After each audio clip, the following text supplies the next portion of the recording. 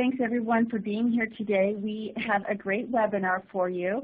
As I tell you a little bit about what we're going to do today, I ask that you respond to our poll question about your role. It just is helpful to the presenters to know who is with us today as we share our remarks with you. Today's webinar is brought to you by the REL Mid-Atlantic, specifically the School Support and Improvement Research Alliance of the REL Mid-Atlantic. The REL Mid-Atlantic is one of 10 regional education labs funded by the Institute of Education Sciences. We serve Delaware, the District of Columbia, Maryland, New Jersey, and Pennsylvania, although we can have people on this webinar from around the country and around the world, so welcome to everyone. The School Support and Improvement Research Alliance works to identify and understand effective interventions and practices to support school improvement and turnaround through the development and provision of training, coaching, and other technical support and applied research. This topic, chronic absenteeism, is of great importance to the members of our alliance, and we're happy to share some of the information that we've gathered on this topic with you today. Today, we want to share with you the research based on chronic absenteeism. We want to share some evidence-based approaches to addressing chronic absenteeism.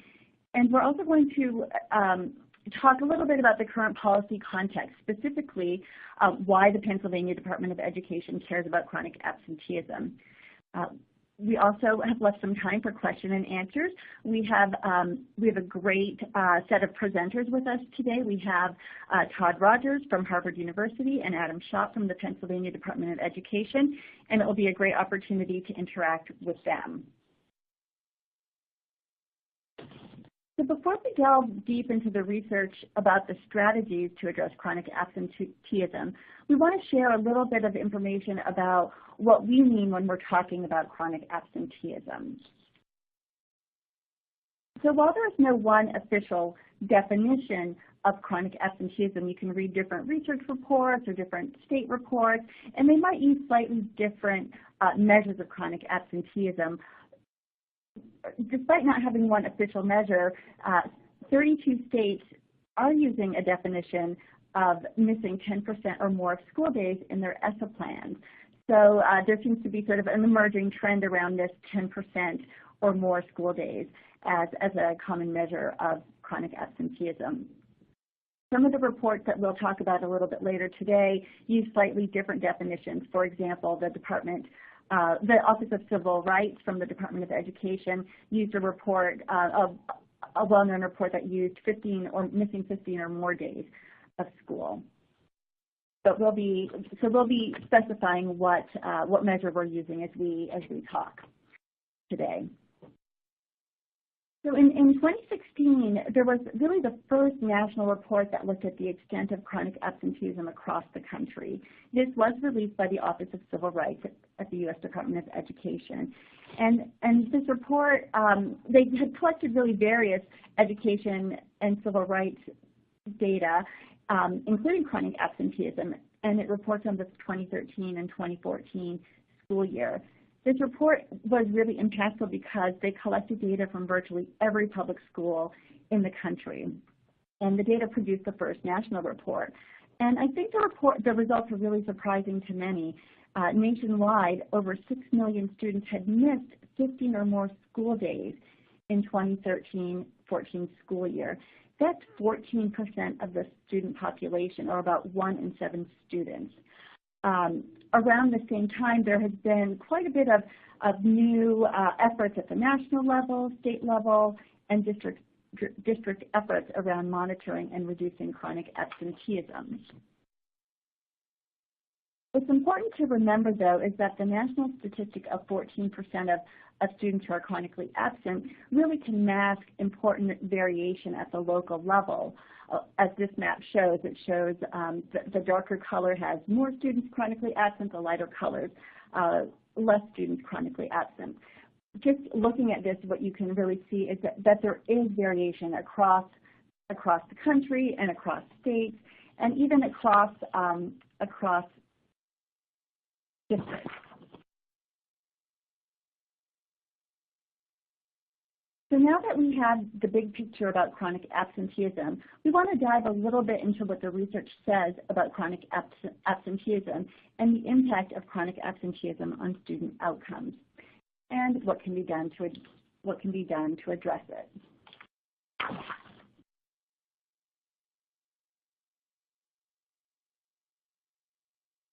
The research shows that chronic absenteeism varies by grade level and by student poverty status. And interestingly, there's also differences in the trends by grade levels or age spans of the student. For example, rates of chronic absenteeism tend to be lower at middle and elementary schools compared to high schools, but the very lower grades of elementary school, pre-kindergarten and kindergarten, tend to have higher rates than the later elementary grades. It's been found that students from low-income households are also more likely to be absent than students not from low-income households. Research also shows that there's a correlation, a negative correlation really, between chronic absenteeism and student achievement and outcomes. For example, this slide shows some results from a study in Chicago where it was found that students who were chronically absent had lower reading skills than those who were not. And even more importantly is that there were that chronic absenteeism seemed to have compounded effects with where students who were chronically absent over several years of the early grades, the lower their reading scores tended to be at the end of second grade. Data from a number of large urban and high poverty school systems also indicate that high rates of absences have are related to negative outcomes for students at the middle school level as well, with students who have high chronic absenteeism in the middle school grades tend to have higher rates of dropping out, as the data from Baltimore showed. Also, data from Philadelphia showed that chronic absenteeism in the sixth grade was also correlated with the likelihood of not graduating from high school. So while it can be hard to disentangle the direction of the relationship between these various outcomes, sort of what comes first, chronic absenteeism, challenges of living in large urban high poverty neighborhoods, for example, but the research tends to confirm that these are related. And similarly at the high school level, too far. At the high school level, data from Rhode Island confirms that, really continues the theme that chronic absenteeism is related to poor student outcomes, as these data from Rhode Island and Chicago tend to reinforce that students who are chronically absent in high school, like in middle school, are less likely to graduate. So now that we have a sense of sort of the scope of the problem, we'll move into talking a little bit about some of the promising strategies for addressing chronic absenteeism. So one thing that that is important to know is that there is little rigorous research on what works to address chronic absenteeism, to reduce it.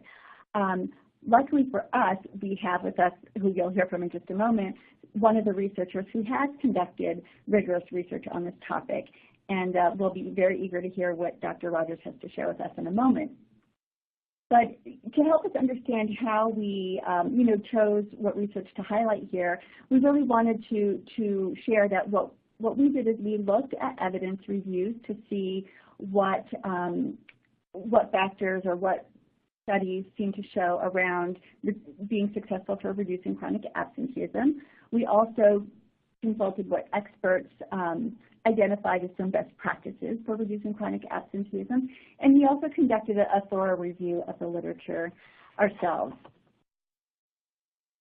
And just to give a bit of a preview of what Dr. Rogers might share, some of the best practices really suggest that really what's appropriate for reducing an appropriate strategy might really depend on the age or grade range of the student population you're trying to target, so where your problem is located, and really depending on the reasons for the chronic absenteeism. So it's really important to understand the root causes of the chronic absenteeism problem that you're trying to address. Research also shows that, or best practices suggest that the tiered interventions approach might be useful with varying level of intensity of intervention depending on the severity of the chronic absence. And some of the features of these promising strategies include an early warning system, so looking at the data early on to see what, to be monitoring attendance and being able to intervene at the earliest signs of a problem. Other factors have been individualized support and case management, so really working on a one-on-one basis with students and their families and helping to meet the needs that are perhaps contributing to the chronic absenteeism. Visiting families at home and considering incentive policies. Some research has shown that policies such as making a student's driver's license conditional on school performance or attendance could be potentially promising practice for addressing chronic absenteeism. So now I'm pleased to turn the speaking and sharing of information over to Dr. Todd Rogers. We're so glad he could be here with us today. Todd is an associate professor of public policy at Harvard's Kennedy School, and he's the director of the Student Support Research and Development Lab there. Dr. Rogers has conducted research experiments aimed at reducing chronic absenteeism, and we're so glad that he's going to share some of the findings from his research with us today. So I'll hand it over to you now, Todd. Thank you, Natalie. Natalie, while you're still on, can you hear me? Is my voice working? Yes. Oh, great. Thank you. Well, thanks. I'm going to describe a handful of research projects that my lab and I and collaborators have done, and then I'm also going to review some of the work that others have done that I think is relevant to the discussion here. I want to start with just simply describing the method we use. So we use randomized controlled trials to figure out the impact of these interventions. And what that means is that a student or family is randomly assigned to one condition or not, which is they might get the intervention or they get a control group, which is nothing. And in the control group, they get everything the school is already doing and the district is already doing.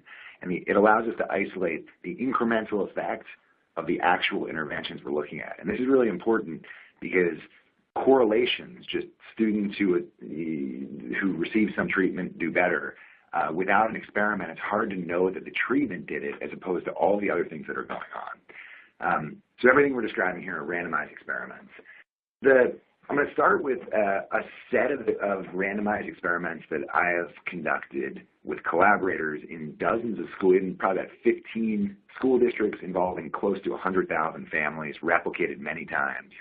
And it's modeled after these reports that I assume many of you receive. So feel free to enter in the comment box if you get a mailing monthly or quarterly comparing your energy use to your neighbors, or you get a report in the mail monthly or quarterly reporting how much water you use compared to your neighbors.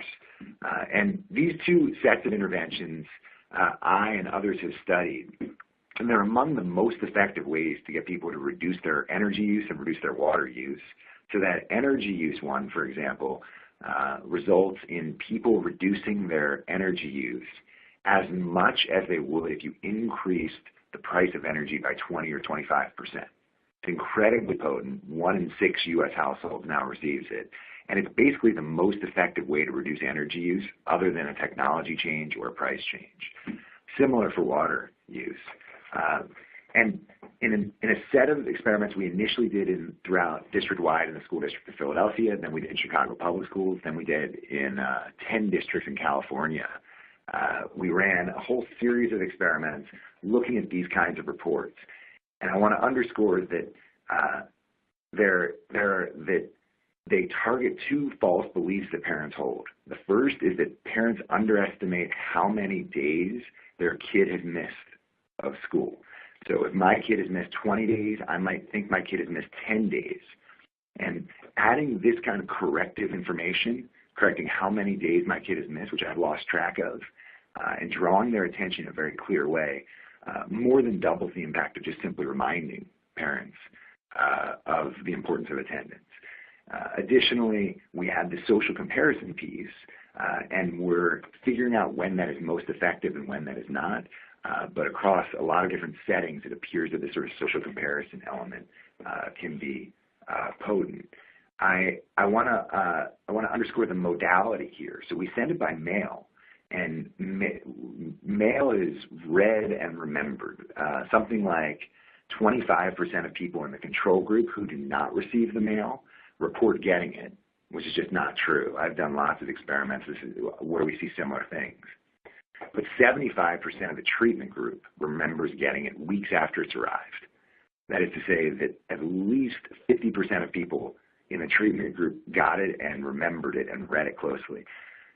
Mail works really well because it becomes a social artifact in the home. It gets put on the fridge, it gets put on the kitchen counter, it gets shown to other people in the household. And what I'll show you later is that text messaging for absenteeism is not potent, whereas the mail is. And the way we've made sense of that, because other research we do, sometimes text is potent, is that when you're trying to change a discrete, specific behavior right now, text is great. But attendance unfolds over time, and you need to have a shelf life and survive in the home with your intervention. And mail tends to do it. And the average head of a household receives something on the order of 70 to 100 text messages a day. So the idea that a single text message that is not timed to the exact time the behavior is being administered or being performed, text message is not very potent in this setting.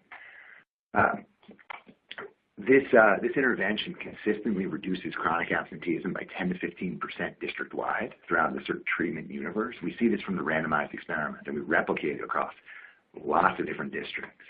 The effects are consistent K through 12, even though we think that the mechanism is almost certainly different for reducing absenteeism for an 11th grader as it is for a kindergartner. The effects are roughly consistent, 10 to 15% reduction in chronic absenteeism. Similarly, English language learners, boys and girls, and free and reduced lunch students or not, all seem to show roughly similar effect sizes.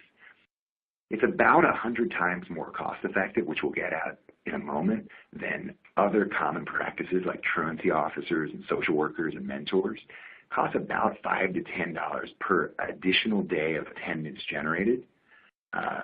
So it ends up, as we'll get to in a moment, it ends up being really cost-effective because it targets psychologically specific false beliefs that are really potent, and it's written in a 4th grade reading level, so it's easy to comprehend for people who are busy or have low literacy. One thing that's really interesting is it spills over to the siblings in the household. So if Natalie and I are siblings and the message is about me, I will increase my attendance, and Natalie will increase her attendance as a result. And we've replicated this intervention with tens of thousands of students and families across lots of different districts. We also have, if you would like to learn about implementing this in your district, please email me. My email address is in the bottom left corner, Todd_Rogers@hks.harvard.edu. I'm happy to link you up with how this can be implemented in your district.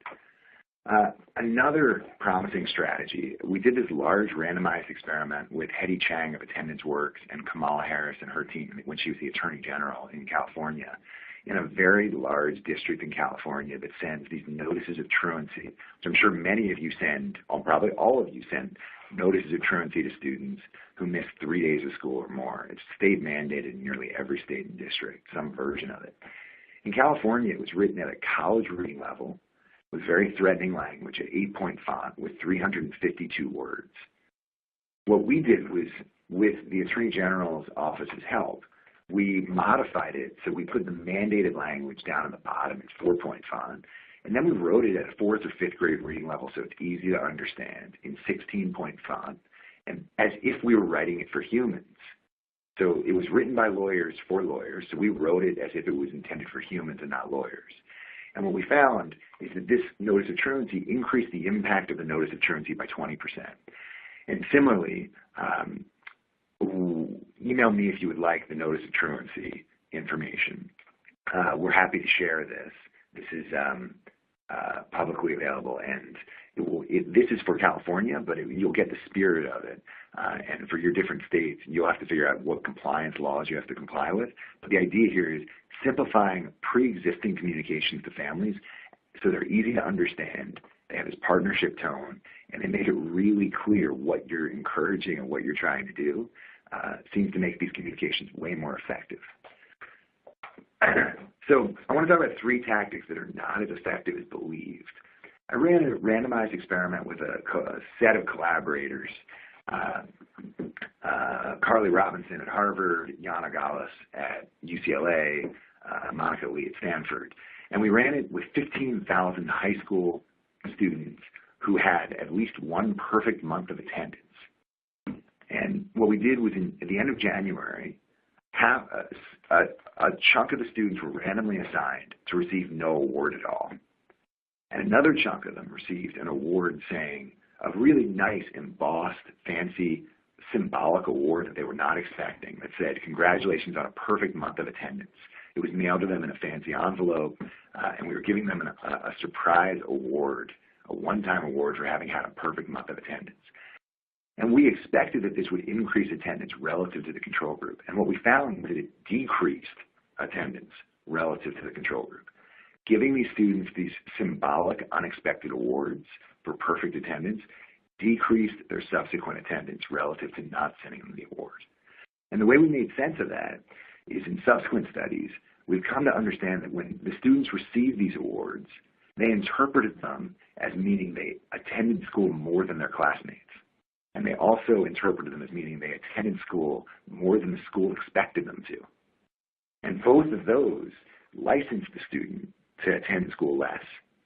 Now, this is not to say that all awards are useless, but this is a purely symbolic award for a behavior that a lot of students aren't that psyched to do. And so giving an actual incentive to an iPad or whatever, or financial incentives, may have a positive effect. But these sort of surprise symbolic awards make us rethink what are the unintended messages we're sending when we send these awards. The next one is text messages. So Rekha Balu and a team from MDRC ran a nice experiment in New York City high schools where they texted parents every week about absenteeism, and they found it had no effect. And this is consistent with other research we did in a large urban district in the U.S. And the way we make sense of it, as we talked about before, is that a kid who has an absence problem misses school one day every 2 weeks.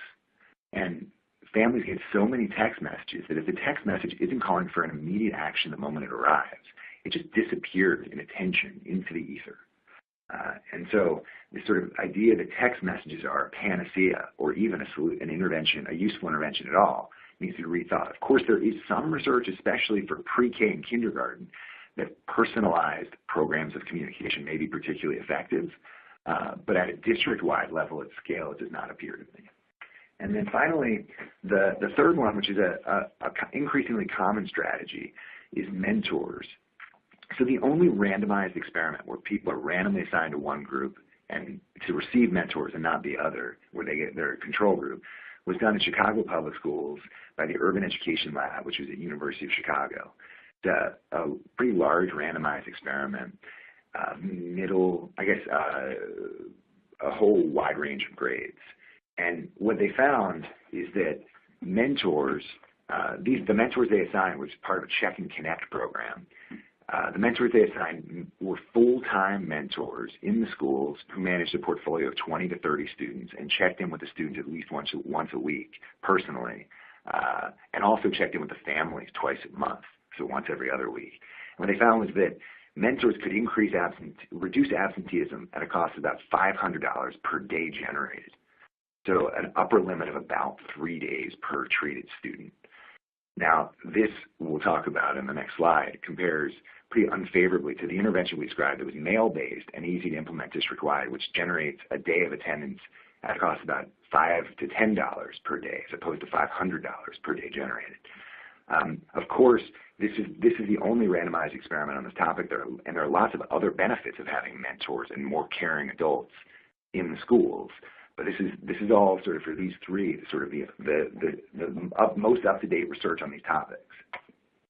So just to take away, before I pass it back to Natalie, Yes, repeated absence reports by mail focused on key false beliefs that are personalized and have dynamic data reflecting total absences and sometimes comparison, and improved notices of truancy, both of which, if you would like details on how you can get involved in those or use those in your district, email me and I'd be happy to send them. My email address is in the bottom left, todd_rogers@hks.harvard.edu. And then not necessarily the randomized experiments we have on absenteeism include on these topics are not as promising as I and many of the researchers who did them expected them to be. So surprise symbolic attendance awards in a randomized experiment with 15,000 students showed decreased subsequent attendance. And we think because it signaled that students attended less school than their classmates. Of course, only one study. Text reminders don't appear to be particularly potent for reducing absenteeism. And mentor social workers and truancy officers can work, but they're just super expensive in terms of how many days they generate per dollar. Again, my email's at the bottom. If you'd like more information, feel free to reach out. And happy to pass this back to Natalie, who will guide us to the rest of the seminar. Thanks so much, Todd. That was fascinating. And I encourage all of you, if you have questions for Todd or about the research, to put some questions in the Q&A box. You need to click on Q&A, and the box will come up, the widget for you to put the questions in. We've received a few, and we'll look forward to addressing them in just a moment. But in the meantime, before I introduce our next speaker, I just want to reorient us to now that we've heard about the problem, we've heard about some strategies to address the problem and maybe addressing some of our preconceived notions that may not be as effective as we might have hoped. I want to turn to thinking about the policy context. And I just want to reiterate something I said earlier, and that is that under ESSA, many states are using chronic absenteeism in their as some measure of accountability in ESSA, in their ESSA plans. And I want to reiterate that 32 of them defined this as missing 10% or more of enrolled school days, or the converse of that, attending 90% or more. And 3 states measured it as missing a specific number of days. So, for example, missing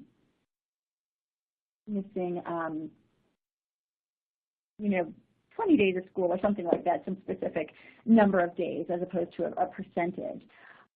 But to really help us understand why states included chronic absenteeism measures in their ESSA plan, what they hope to get out of such efforts, I want to turn it over to Adam Schott. Adam is Special Assistant to the Secretary of Education at the Pennsylvania Department of Education. His portfolio includes implementation of the state's ESSA plan, so he is very qualified to speak to us about this topic and really how it fits into the state's larger efforts around school improvement. And Adam was also formerly the Policy Research Director at Research for Action Philadelphia and a former Executive Director of the Pennsylvania State Board of Education. So he comes to us with lots of experience on this topic. And Adam, I will turn it over to you.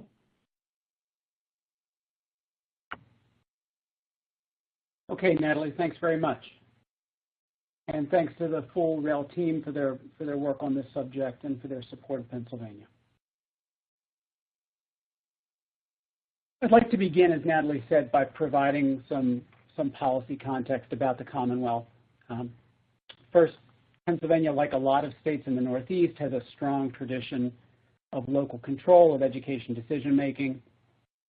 It's also an incredibly diverse state, ranging from one of the nation's largest public education systems in Philadelphia to roughly 170 rural and small districts across the state, 20 of which carry a remote designation from IES. We also have nearly 180 charter schools, both brick and mortar and cyber. So these two factors, a tradition of local control and a diverse education landscape, mean that the work of the Secretary and the team here is as much about engaging stakeholders and setting conditions as it is about formulating policy. And that was certainly the case in writing our state's ESSA state plan. Under Secretary Rivera's leadership, we formed work groups of educators around specific plan elements. We toured the state to gather feedback from parents and families and advocates. And we developed surveys and other opportunities to draw in as many voices as possible over an 18-month period. These efforts generated tremendous diversity in opinion on nearly every segment of the plan, especially ESSA's school quality and student success indicators. As Natalie mentioned, ESSA requires states to identify one or more of these indicators to expand conceptions of school progress to include student and educator engagement, climate and safety, and opportunity to learn. In some cases, the diversity of opinion on school quality and student success indicators created difficult choices for the department. And we heard very compelling cases for measuring academic inputs and availability of high-rigor courses, but we heard equally powerful arguments that those types of measures might systematically disadvantage our higher poverty LEAs, and these LEAs were severely impacted by education cuts in the prior administration.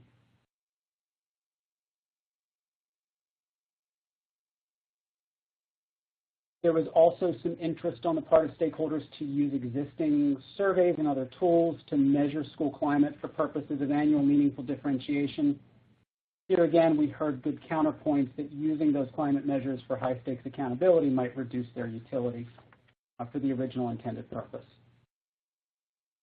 So one area of agreement on the school climate and student success front that helped bridge a lot of these tensions was that suggestions that Pennsylvania should incorporate a measure of chronic absenteeism in federal accountability determinations.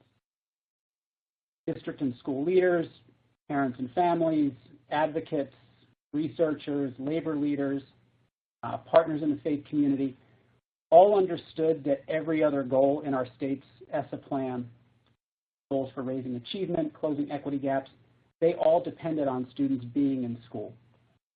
And importantly, in the context of ESSA's evidence requirements, many of the stakeholders were able to highlight specific research identifying chronic absenteeism as a precursor to the academic and other difficulties that both Natalie and Todd walked through. A final point is that a lot of the feedback in support of a chronic absenteeism measure that we heard evinced a sense that there was a lot that schools could do to combat the issue. And we thought that was an important consideration in the design of an accountability policy.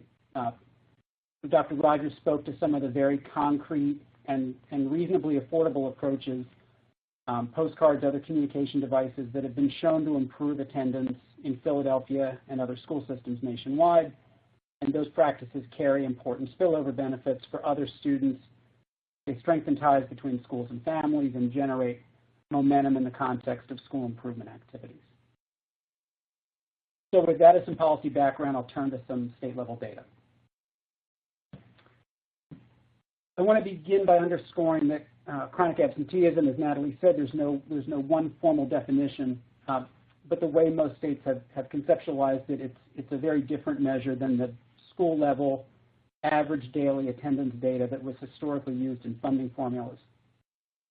Chronic absenteeism is a more sophisticated measure for understanding, both within a school and among student groups, attendance as a risk factor. And simply introducing chronic absenteeism as a school progress measure here in Pennsylvania has prompted important discussions between the department and school leaders. One early finding from these discussions is that chronic absenteeism is a statewide challenge. The data we've gathered from the last 2 school years, which uses slightly different business rules than the data that's depicted on the slide from CRDC, nevertheless tells the same type of story. Statewide, we see a median chronic absenteeism rate of more than 10.5%.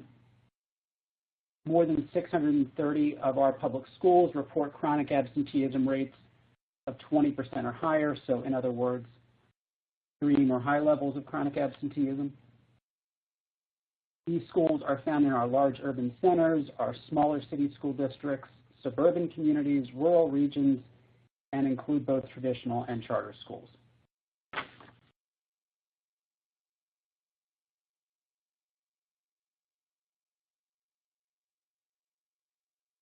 Pennsylvania will begin reporting chronic absenteeism data next month with the release of the Future Ready PA Index. That's a framework for school progress measures, our federal accountability determinations, and continuous improvement efforts.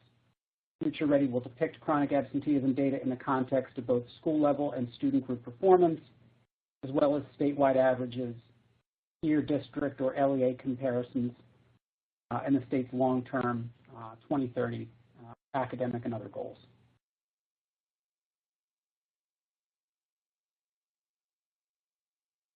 So finally, we wanted to highlight a few initiatives at the department aimed at reducing chronic absenteeism. I noted that simply introducing chronic absenteeism as a school progress and accountability measure has triggered important discussions about the conditions and practices that we want to see at work every day for kids. This is true for the education community as well as for staff here at the department.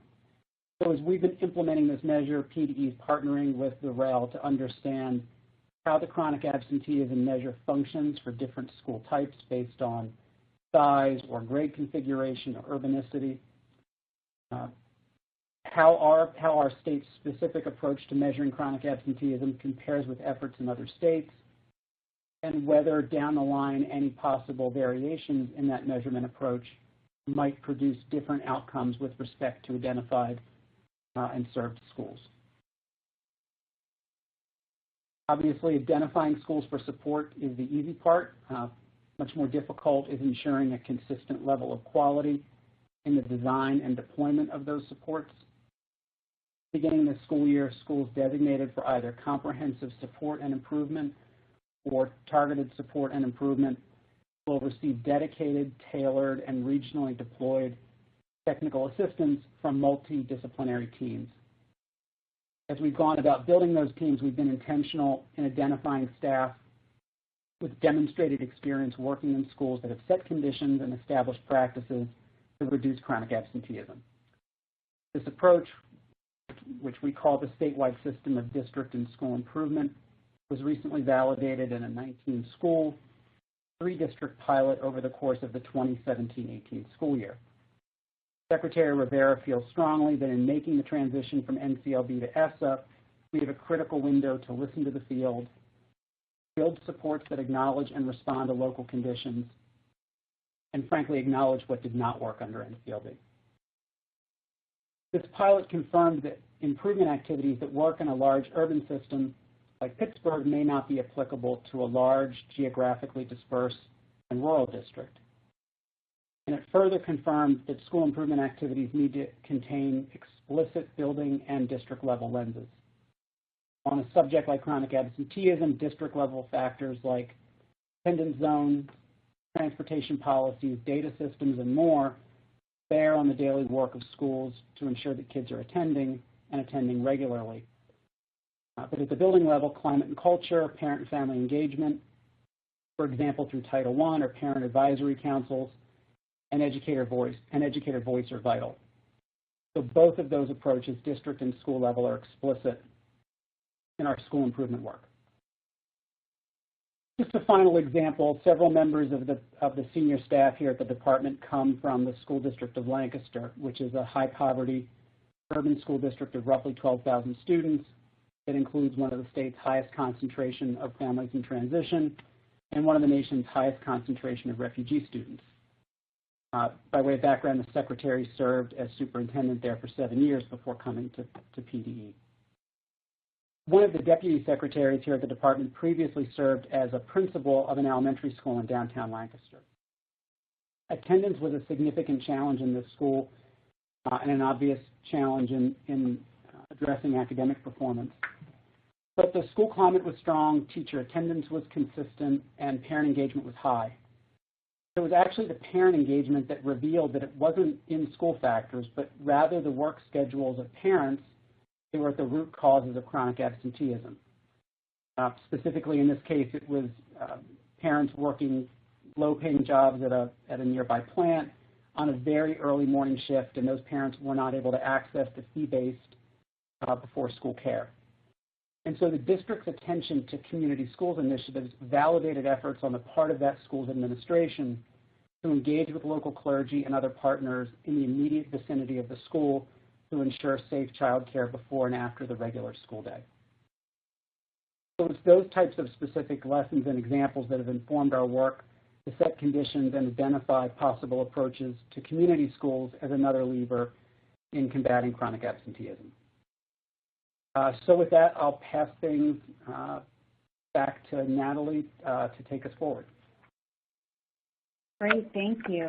And that was really helpful to understand that context, Adam, and sort of what is happening at the policy level and around the state to get chronic absenteeism as a measure in ESSA. So thank you for sharing that.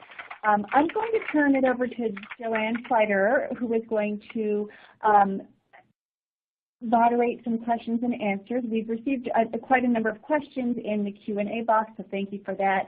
And Joanne will pose them to our panelists, and they will each have opportunities to respond. Joanne? Hi, everyone. I'm the communications lead for the REL Mid-Atlantic, and I'm seeing a lot of questions coming in, a lot of good things here. The first one is for Adam, and the question is, what results does the Pennsylvania Department of Education hope to see from the inclusion of chronic absenteeism measures in the Pennsylvania Future Ready Index?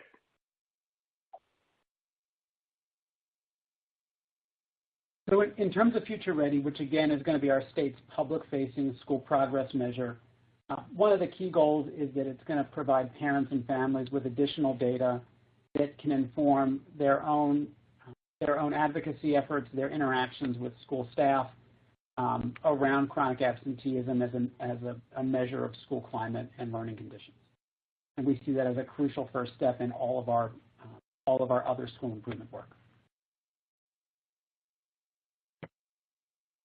Okay, thank you, Adam. The next question is for Todd. For the research on letters you discussed, how many school days were missed before the letter was sent home? We've run these randomized experiments in 15 or so districts, so it depends on the experiment. But in the original study in Philadelphia, we selected the universe of 30,000 families that were likely to have the most absences, and so the control group maybe missed 17 days, or maybe 18 days, so about the threshold, and then the treatment reduced absences a little more than 1 day per kid, and in replications and building on that, we think we can get up to about 1.5 to 2 days per kid now, as we've learned more about optimal targeting, optimal timing, optimal frequency, and matching the optimal message for the student and family. Okay, thank you. Now we have a question for Natalie. When the absences are chronic, how do you break that pattern? Are there strategies that will help end the cycle? Yeah, that's a great question. You know, I think really the first thing that you need to do, from how I understand the research and the best practices, is you really understand what's at the root of that problem. So in the example that Adam spoke about, for example, it sounded like earlier in the district there was sort of this expectation, like, what can the schools do? Why can't we get kids to come to school? And then really engaging with stakeholders in the community, with families, they learned that at the root of the problem was what's going on in the families' work lives. And so really, I think that's really the first step, is to understand what the problem is, to speak with stakeholders, with all of those involved, from the kids, the parents, community members, to really understand, you know, what is it that's keeping kids from getting to school? Why aren't they going to school? At the older ages, we know that the students themselves have a lot of agency in getting themselves to school. So we really need to talk with them to understand what might be preventing them, so that we can then look at the array of strategies that prove promising to begin to try different strategies that appear from the research and the evidence successful in addressing some of the problems that particular community is facing. So that would be my advice, is to start with really getting to the root cause and then looking at what might be some of the appropriate strategies for breaking that cycle and really understanding the problem. Can I jump in on this, please?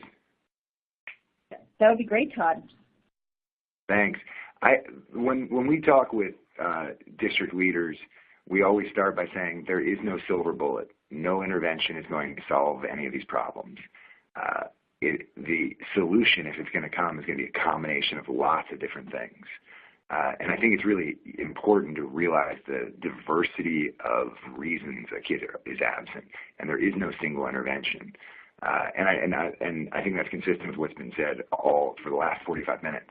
And that's why we need lots of different tools that all add up.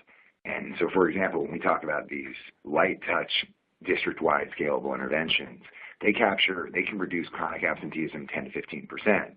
That still means 85 to 90% is still chronically absent, but it frees up the resources and attention to be able to focus on the harder to get days. And so I just want to sort of like drive home that the solution is lots of interventions, and that there are no silver bullets. But we just need to capture the easy days and solve the easy problems so we can free the more intensive, expensive resources to be implemented to get at the harder structural challenges families face. Todd, I really appreciate that emphasis. I think that's hopefully the message that is indeed coming across today and from the research. It's also a really good segue to our next question, which is for you, which is around, why, in your research, why was it that social workers and attendance workers were not as effective, especially, if they really are there to establish relationships with students and parents. I think a lot of people think intuitively that would be powerful. So maybe you could speak a little bit more about that. Yeah, I mean, I want to preface it. It's not my research. It's research out of the University of Chicago by some stellar education researchers and economists. I can only speculate. It turns out that attendance is the causes of absence are multifaceted. They speculate on a lot of reasons. I could make up some. I'm sure you guys can make up some. In fact, I think that would be useful. But this is why we do research. I would have expected the effect to be much bigger, and certainly some of the correlational evidence would suggest bigger effects. One thing, for example, when a kid is not going to go to school, that the attendance, the mentor is not interacting with him or her in that moment. The family is. And so the mentor is interacting with the student while they are at school. And the decision to not go to school is actually specifically not occurring in a moment when the mentor is interacting with them. And so I think that is one sort of interesting, important feature that I've been talking with district leaders who shake hands when the kids show up on time as the kids enter the building as a strategy to reduce tardies. But there's another way to think about it, that the kids who are showing up late are specifically the ones whose hands are not being shaked and who are not being held accountable. There's a different strategy that you could see district leaders doing where they stand outside the door and shake hands only of those who are showing up late, and so that they are publicly accountable. I just think that there are lots of like sort of elements of timing, and that's why communicating and emphasizing families and trying to have a longevity in the home as these sort of social artifacts, and that's the way we make sense of it. But again, this is more research is needed, but this is the best research we have. Okay, thank you, Todd. The next question is for Adam. As we ask schools to address attendance as a progress measure, what tactics could be used to help mitigate arguments from administrators that school climate and culture are factors in attendance, community culture are factors in attendance, which they may take as personal attacks on their leadership?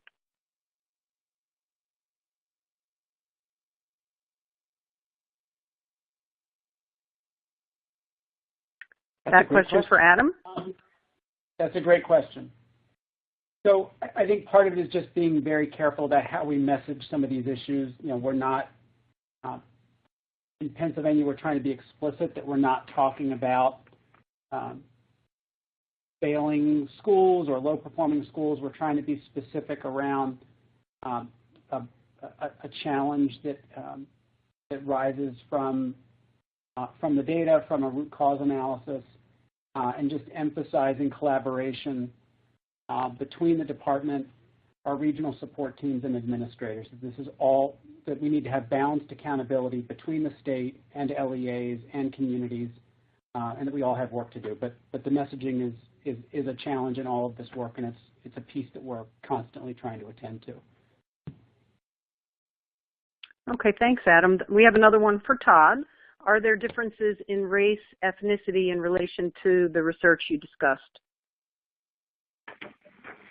What's been amazing to us as we've replicated this effect, the impact of these male-based absence reduction interventions in an incredibly diverse set of districts, from suburban and rural to large urban districts, is that the pattern of reduction in chronic absenteeism is pretty consistent K through 12, but also across race and gender and what we have as a proxy for income, as is free and reduced lunch status.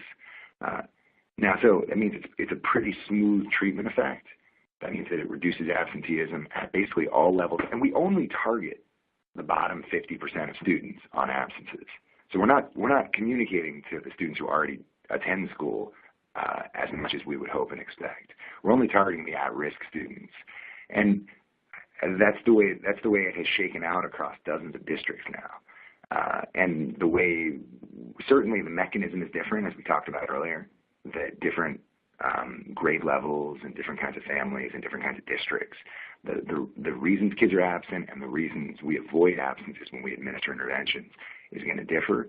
But again, this is like, there's an incredibly diverse set of reasons why kids are absent, from an illness or death in the family, to a parent working a night shift, to instability in the home, to a sibling being sick, to issues at school. There's so many diverse reasons. And it's sort of remarkable how smooth the treatment effect is. The reduction in absences seems to be across different types and levels. Okay, thank you. One more here for Natalie. What role should teachers play in attendance? What role do they play or should they play in attendance? Yeah, no, that's a great question. I'm not really sure if much of the research has focused on this. I think most of the research, as I understand it, have been at sort of school and district level efforts. But I would think that teachers can do things in establishing relationships. But what I think this question points to is that it really is important that we think about the role that teachers play and think about how to explore how that could be impactful. And if people have some ideas for that, we'd definitely love to hear about it. Todd or Adam, if you know any research on this topic, I'd love to hear it. But it seems to me that is indeed an area for more research and investigation. I'm sorry I don't have a better answer. Thank you. Thank you, Natalie. One more here for Todd. Are you aware of any research about text messages geared to students? For example, hey, Mark, we missed you at school today. Really nice question. No randomized experiments that I know of. We have relatively poor coverage of kids' cell phones. So by coverage, I mean especially in across districts, we don't have most kids' cell phones, so it's hard to do that broadly. And there is one feature that I really think is potent that we don't have any evidence for, but I have a strong prediction on, which is for something like that, if it's a specific person communicating, it's probably better than if it's automated, like it's their teacher or someone they know. But no, I don't know of any good research on that. I do want, as we're running out of time, if people have followed up with me, but if others would like to, I'm happy to share the information I have. They email me. My email address is todd_rogers@hks.harvard.edu. We have time for one more question, and I'm going to ask one of you to answer it. I think anybody could probably answer it. Given that there is limited research and it is mixed, what might you recommend a school or district try on their own first? So would any of the panelists like to take that one?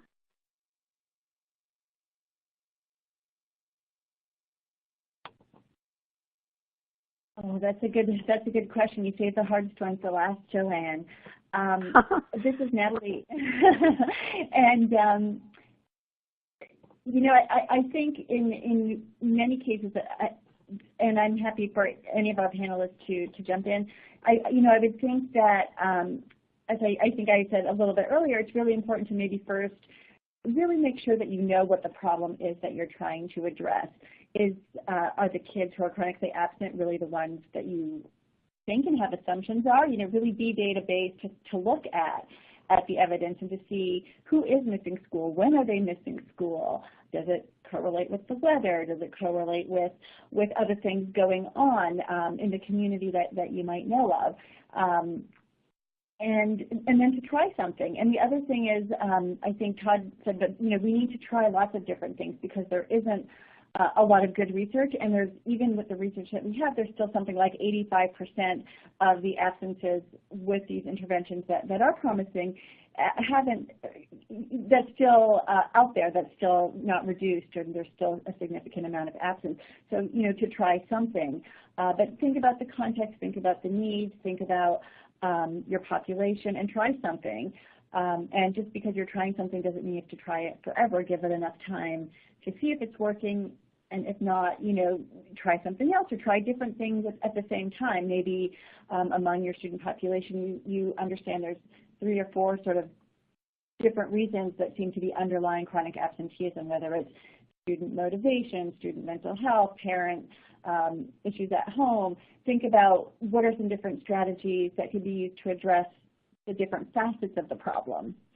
So this is just me sort of thinking about putting together some of the things that we heard from the research, but I'll see if Todd and or Adam have any thoughts they would like to add before we ask you all to do your survey that should be at the bottom of your screen in just a moment if it's not there already. And anything else, Todd or Adam, that you'd like to add? I mean, Natalie, I think you said it correctly that as the department, we wouldn't want to identify a specific strategy. We would encourage the LEA to look through the research that we've been able to curate and make sure that they're pulling on a strategy that's responsive to their unique conditions, and we see that as part of our role to help navigate through that process as districts and schools make choices about the activities that may work for them. Yeah, and I would build on what you guys said. I would say at the district level, implement things that we know work, and then at school level, I think try many things, let many flowers bloom, and realize that there is no silver bullet. And as we learn more, fortunately, we have people like the team here at the Mid-Atlantic REL and a lot of other places like Attendance Works helping to disseminate best practices as we learn them. But important work. Thank you, guys. Okay, thanks, everyone. This is the end of the webinar today, and we thank our presenters for sharing their insights, and thank you all in the audience for attending. The slides have a list of resources and relevant research for those who are interested in learning more. We will ask you to please submit your feedback to the team through the survey link in your browser window after the event is over. We really appreciate your feedback, and it helps us use your responses to the survey to plan future webinars and make sure that they are helpful to people like you. So just as a reminder, the on-demand recording is also going to be available in about 1 day, and you can access it using the same link that was sent to you today for your registration. The recording and a transcript will also be posted on the REL Mid-Atlantic website in the coming weeks, so please visit our website. And we'll see you on Twitter, those of you who are on social media. Thank you again for attending today. Have a good afternoon.